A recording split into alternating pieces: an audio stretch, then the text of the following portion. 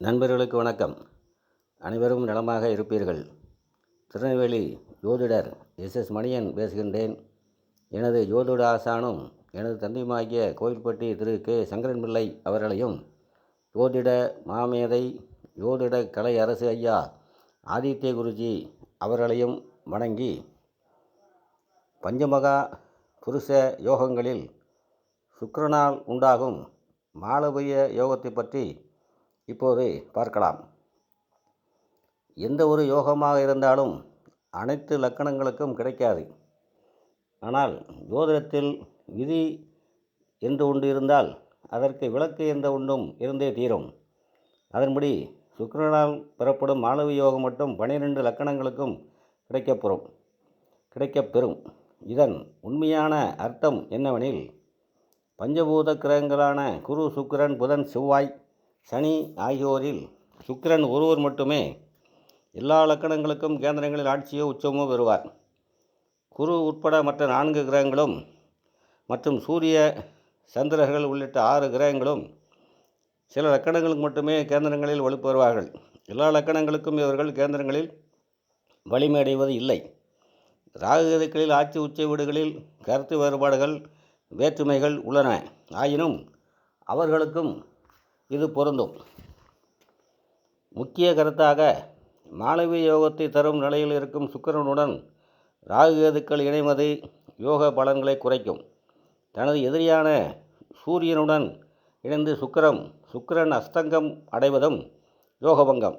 மேலும் சுக்கிரனுக்கு எதிர்த்தன்மையுடைய கிரகமான குரு மற்றும் செவ்வாய், சந்திரன் ஆகிய மூவரும் சுக்கிரனுடன் இணைவதும் அவரை பார்ப்பதும் யோகத்தை பலவீனமாக்கும். அதேபோல இயற்கை சுபர்களான குருவாலும் புதனாலும் ஏற்படும் கேந்திராதிபத்திய தோஷத்தைப் போல சுக்கிரனுக்கு கடுமையான தோஷம் ஏற்படுவது இல்லை. ஏனெனில் குருவும் புதனும் உபயலக்கணங்களுக்கு உரியவர்களாகி தலா 2 கேந்திரங்களுக்கு அதிபதி ஆவார்கள். ஆனால் சுக்கிரன் ஒரு சரராசிக்கும் உரியவராகி எந்த நிலையிலும் ஒரு கேந்திரத்துக்கு மட்டுமே அதிபதியாவார் என்பதால் அவரால் கடுமையான கேந்திராதிபத்திய தோஷம் உண்டாவது இல்லை. பள்ளி பருவத்தில் சுக்கிரதிசை வருவதும் நன்மைகளை செய்யாது. குறிப்பாக பெண்களுக்கு இந்த அமைப்பு நல்லதல்ல. நம் இந்திய சமுதாய சூழலில் காதலில் சிக்கல்கள் ஏற்பட்டால் அதிகம் பாதிக்கப்படுவது பெண்கள்தான் என்பதால் இதை சொல்லுகிறேன். கேது திசை அல்லது புத்தி வரை ஒழுங்காக படிப்பில் கவனம் செலுத்தும் ஒரு மாணவி சுக்கிரதசையோ அல்லது சுக்கிர புத்தியோ ஆரம்பித்ததும் காதல் என்ற பெயரில் சுக்கிரன் தடுமாற வைப்பார். லக்கண பாவர்களுடனோ எதிர்த்தன்மையுடைய கிரகங்களுடனோ அல்லது நீச கிரகங்களுடனோ சுக்கிரன் இணைந்திருந்தால் தனக்கு முற்றிலும் பொருத்தமில்லாத ஆணின் வலையில் விழ வைத்து இளமையிலேயே காமத்தை அறிமுகப்படுத்துவார். முட்டாள்தனத்தை ஏற்படுத்தி வாழ்க்கையை தொலைத்து வருந்த வைப்பார். சுக்கிரனின் வீடுகளான ரிஷபத்துலாத்தில் அமரும் கிரகங்களும் செவுத்துவம் பெறாமல் அவர்களின் தசையோ புத்தியோ இளம்பருவத்தில் வந்தாலும் இது நடக்கும். இங்கே மாளவிய யோகத்தை பற்றி பொதுப்படையாக சொல்லும் விளக்கங்களை ஜாதகர் ஆண் என்றால் அதற்கு தந்தபடியும், பெண் என்றால் அதற்கேற்பவும் புரிந்து கொள்வது அவசியம். மேச லக்கணத்திற்கு காலபுருஷனின் ஜனன லக்கணமான மேசத்தின் அதிபதி செவ்வாய்க்கு சுக்கிரன் எதிரி ஆவார். இந்த லக்கணத்துக்கு கேந்திரமான 7ஆம் இடத்தில் அவர் ஆட்சி வருவார். களத்திரக்காரரான சுக்கிரன் களத்திரஸ்தானத்தில் அமர்வதை காரகோ பாவனாசி எனும்படி சிறந்த அமைப்பு அல்ல. ஆனால் சுக்கிரன் இயற்கை சுபர் என்பதால் அங்கு அவர் ஆட்சி பெற்று லக்கணத்தை பார்ப்பதை அழகான உடல் அமைப்பையும் நல்ல குணங்களையும் தரும். இந்த அமைப்பினால் தாமத திருமணம் நடக்கும். ஜாதகர் கவர்ச்சிகரமாக இருப்பதோடு பெண்களை கவரும் விதத்தில் பேசவும் செய்வார். பெண்களும் ஜாதகரிடம் பிரியமாக இருப்பார்கள். வாகன யோகமும் சரிவடையாத நல்ல பொருளாதார நிலையும் சுக்கிரனால் உண்டு. நல்ல கலா ரசிகராக ஜாதகர் இருப்பதோடு ஏதேனும் ஒரு கலையில் மிகுந்த ஆர்வமும் நிபுணத்துவமும் பெற்றிருப்பார். அடுத்ததாக ரிஷப லக்கணத்திற்கு சுக்கிரன் லக்கணாதிபதியாகி லக்கணத்தில் ஆட்சி பெறுவதால் மாளவிய யோகம் உண்டாகும். புதனை தவிர மற்ற எவருடனும் சேராமல் அல்லது சுக்கிரன் தனித்திருந்தால் மாளவிய யோகம் சுக்கிரதசையில் நல்ல பலன்களை அளிக்கும். 30 வயதிற்கு மேல் சுக்கிரதசை வருமானால் ஜாதகருக்கு அழகான மனைவி, நல்ல வீடு, வாகனம், அளவற்ற செல்வம், கணிப்பு திறமை மற்றும் பெண் நண்பர்கள் ஆகியவற்றை சுக்கிரன் அளிப்பார். ரோகிணி நட்சத்திரத்தில் சுக்கிரன் இருந்தால் தாம்பத்திய உறவில் அளவற்ற ஈடுபாட்டையும் செயல்திறனையும் தந்து அதற்கேற்ற துணையையும் அளிப்பார். சுக்கிரனின் காரத்துவங்கள் ஏதேனும் ஒன்றில் நிரந்தரமான வருமானமும் மாளவிய யோகத்தால் கிடைக்கும். அடுத்ததாக மிருலக்கணத்தின் ஒரே சுபரான சுக்கிரன் பெருங்கேந்திரமான 10ஆம் இடத்தில் உச்சம் பெறுவார். காலபுருஷனின் 12ஆம் இடமான அயன சயன போகஸ்தானம் எனும் மீனத்தில் சுக்கிரன் உச்சம் பெறுவதால் காலபுருஷனுக்கு 12ஆம் இடமான மீனம் சுக்கிரன் உச்சம் பெறுவதால் தான் ஜாதகத்தில் 12ஆம் இடத்தில் இருந்தால் நன்மை செய்வார் என்று சொல்லப்படுகிறது. லக்னாதிபதி புதன் மீனத்தில் உச்சம் பெறுவதால் அவர் இங்கு சுக்கிரனுடன் இணைவது நல்லதல்ல. லக்னாதிபதி பலமிழந்தால் எந்த ஒரு யோகத்தையும் அனுபவிக்க இயலாத நிலை ஏற்படும். 10ஆம் இடத்தில் சுக்கிரன் திக்பலத்தை இழப்பார் என்றாலும் உச்சம் பெறுவது அதனை ஈடுகட்டும். மேலும் சூரியனுடன் சேர்ந்து அவர் அஸ்தங்கம் பெறக்கூடாது. யோக பலன்கள் குறையும். குறிப்பாக மிருலக்கண பாவியான செவ்வாயின் பார்வையும் அவர் பெறக்கூடாது. முழுமையான சுகத்துவம் பெற்ற சுக்கிரன் ஜாதகரை மிகச்சிறந்த கலைஞராக்குவார். கலைகள் சம்பந்தப்பட்ட ஏதேனும் ஒரு துறையில் பெரும்புகழ் அடைய வைப்பார். பூமியில் இருக்கும் இன்பங்கள் அனைத்தையும் அடைய வைப்பார். தான் நேசிப்பவரை உயிரை விட மேலாக கருதும் எண்ணத்தையும் இங்கிருக்கும் சுக்கிரன் அளிப்பார். சுக்கிரனின் காரத்துவங்களான சினிமா, இசை, நடனம், உணவுக்கூடம், ஆடம்பர விடுதிகள், பெண்களின் பொருட்கள், பேருந்து நிறுவனங்கள் போன்றவற்றில் மிகப்பெரிய வருமானங்கள் கிடைக்கும். அருமையான வீடு, உயர் ரக வாகனம், தாயின் அளவற்ற அன்பு ஆகியவற்றை சுக்கிரன் இந்த இடத்தில் இருந்தால் தடையின்றி தருவார். இந்த லக்கணத்திற்கு சுக்கிரன் விரையாதிபதியும் ஆவதால் ஜாதகரை தன் சுகத்திற்காக பணத்தை செலவு செய்யவும் வைப்பார் இந்த சுக்கிரன். அடுத்த கடக லக்கணத்திற்கு சுக்கிரன் பாதகாதிபதி ஆவார். ஆனால் அவரின் பாதகஸ்தானமான 11ஆம் இடத்திற்கு 6இல் மறைந்து 4ஆம் இடமான துலாமில் அவர் ஆட்சி பெற்று மாளவியோகம் தருவது பாதகத்தை செய்யாது. மேலும் பாதகஸ்தானமும் வலுவிழந்துவிடும். 4ஆம் இடமான துலாமில் சுக்கிரன் திக்பலமும் பெறுவது இன்னும் வலுவான நிலையை குறிக்கும். புதரையும் போல மிகப்பெரிய கேந்திராதிபதி தோஷத்தை சுக்கிரன் தருவதில்லை. இங்கு ஆட்சி பெறும் சுக்கிரன் தனித்திருந்தால் நல்லது.